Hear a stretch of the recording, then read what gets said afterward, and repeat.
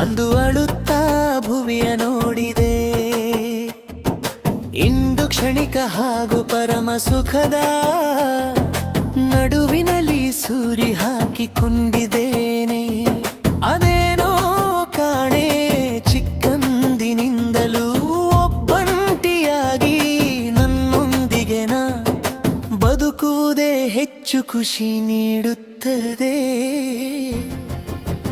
ಕೆಲವೊಂದು ಬಾರಿ ಜನರೊಂದಿಗೆ ಬೆರೆಯುವುದಾದರೆ ಗಾಳಕ್ಕೆ ಸಿಕ್ಕ ಮೀನಿನಂತಾಗುತ್ತದೆ ನನ್ನ ಪರಿಸ್ಥಿತಿ. ಹತ್ತು ಹಲವು ಕಾರಣ ಕೆಲಸಗಳಿಂದಲೂ ನನ್ನ ದಿನವ ಕಳೆಯ ಬಯಸುತ್ತೇನೆ. ದಾರಿಯ ಜೀವನ ಆಟ ಪಾಠ ಜೀವಿ ಸ್ವಲ್ಪ ಮಟ್ಟಿನ ಮೊಬೈಲ್ ಇದಿಷ್ಟೇ ಬದುಕಾಗಿತ್ತು. ನಾನೊಂದು ಬರಿ ಸಾಧಾರಣ, ಯಾರ ಕಣ್ಣಿಗೂ ಬೀಳದಷ್ಟು ಸಣ್ಣವಳು ಎನಿಸಿಕೊಂಡಿದೆ. ಹೈಸ್ಕೂಲ್ ಜೀವನದಿಂದಲೂ ನನ್ನ ಬೆಲೆ ನನಗೆ ತಿಳಿಯದೋ ಅಥವಾ ಜಗಕ್ಕೋ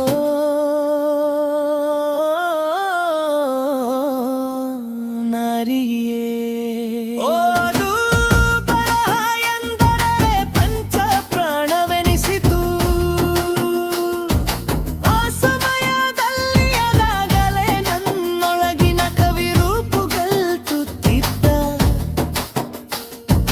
ಕಾಲೇಜು ಮೆಟ್ಟಿಲೇರಿದ ಮೇಲೆ ಬರವಣಿಗೆಗಳು, ಮೇಲಿನ ಸ್ಪರ್ಧೆಗಳು ಹೆಚ್ಚಾದವು. ಈ ಕ್ಷೇತ್ರದಲ್ಲೇ ಸಾಧಿಸಬೇಕೆಂಬ ಹಠವು ನನ್ನೊಡಲ ಮೂಲೆಯಲ್ಲಿ ಹುಟ್ಟಿಕೊಂಡಿತು. ಹಿಗ್ರಿ ಜೀವನವಂತೂ ನೃತ್ಯದ ಕಡೆಗೆ ನನ್ನ ದೇಹ ಮನಸ್ಸನ್ನು ಸೆಳೆದಿತ್ತು. ಪ್ರಾಕ್ಟೀಸ್ ಇಲ್ಲದ ನೃತ್ಯಗಳು ನನಗೆ ಖುಷಿ ಕೊಡುತ್ತಿದ್ದವು.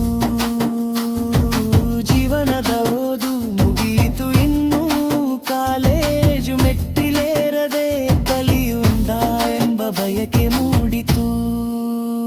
ಮೊದಲ ಕೆಲಸದಲ್ಲಿ ಕೆಲಸವೇ ಇಲ್ಲವೇ ಸುಮ್ಮನೆ ಕುಳಿತು ಕಾಲ ಹರಣ ಮಾಡಲು ನನ್ನಿಂದಾಗಲಿಲ್ಲ.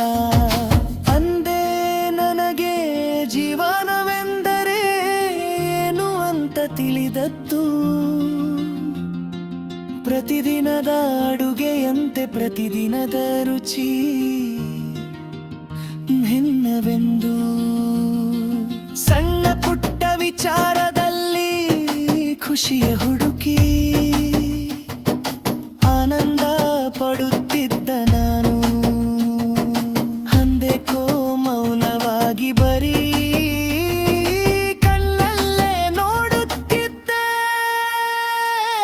ಖುಷಿಯ ಹುಡುಕ ಪ್ರಯತ್ನಿಸಿದರೂ ನನ್ನ ಒಳ ಮನಸ್ಸಿಗೆ ಸಿಗುತ್ತಿರಲಿಲ್ಲ. ಮತ್ತೆ ಓದು ಮುಂದುವರೆಸುವ ಹಂಬಲದೊಂದಿಗೆ ಕಾಲೇಜು ಏರಿದೆ. ಸಣ್ಣ ಪುಟದರಲ್ಲಿ ಕ್ಷಣಗಳಲ್ಲಿ ಮತ್ತಷ್ಟು ಖುಷಿಯ ಹುಡುಕ ಪ್ರಯತ್ನಿಸಿದೆ. ಆ ಪ್ರೊಸೆಸ್ ಮಕ್ಕಳಾಟವೆಂದು ನೋಡುವವರ ಕಣ್ಣಿಗೆನಿಸಿತು. ಜೀವಸಿಲು ಬರಿ ವಿದ್ಯೆ ಒಂದೇ ಸಾಲದೆನಿಸಿ ಮನವು ವಿಧ ಹವ್ಯಾಸಗಳೇ ನಡೆಯಿತು. ಜ್ಞಾನದ ಹಸಿವು ಹೆಚ್ಚಾಯಿತು.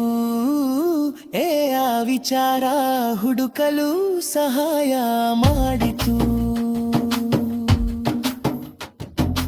ಇಂದಿಗೂ ಹಸಿವು ನೀಗೆ ಮುಂದುವರೆಯುವುದು ಹೊಸ ಕನಸುಗಳೊಂದಿಗೆ,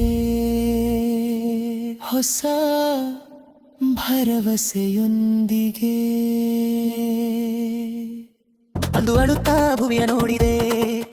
ಇಂದು ಕ್ಷಣಿಕ ಹಾಗೂ ಪರಮ ಸುಖದ ನಡುವಿನಲ್ಲಿ ಸೂರಿ ಹಾಕಿಕೊಂಡಿದ್ದೇನೆ. ಅದೇನೋ ಕಾಣೆ ಚಿಕ್ಕಂದಿನಿಂದಲೂ ಒಬ್ಬಂಟಿಯಾಗಿ ನನ್ನ ಖುಷಿ ನೀಡುತ್ತದೆ. ಕೆಲವೊಂದು ಬಾರಿ ಜನರೊಂದಿಗೆ ಬೆರೆಯುವುದಾದರೆ ಗಾಳಕ್ಕೆ ಸಿಕ್ಕ ಮೀನಿನಂತಾಗುತ್ತದೆ ನನ್ನ ಪರಿಸ್ಥಿತಿ. ಹತ್ತು ಹಲವು ಕಾರಣ ಕೆಲಸಗಳಿಂದಲೂ ನನ್ನ ದಿನವ ಕಳೆಯ ಬಯಸುತ್ತೇನೆ.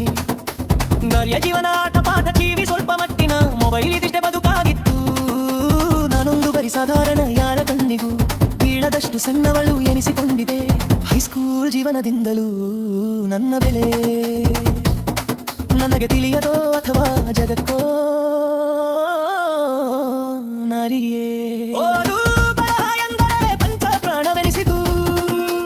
ಆ ಸಮಯದಲ್ಲಿ ಅನಾಗಲೇ ನನ್ನೊಳಗಿನ ಕವಿ ರೂಪುಗೊಳ್ಳುತ್ತಿದ್ದ. ಕಾಲೇಜು ಮೆಟ್ಟಿಲೇರಿದ ಮೇಲೆ ಬರವಣಿಗೆಗಳು ಮೇಲಿನ ಸ್ಪರ್ಧೆಗಳು ಹೆಚ್ಚಾದವು. ಈ ಕ್ಷೇತ್ರದಲ್ಲಿ ಸಾಧಿಸಬೇಕೆಂಬ ಹಠವು ನನ್ನೊಡಲ ಮೂಲೆಯಲ್ಲಿ ಹುಟ್ಟಿಕೊಂಡಿತು.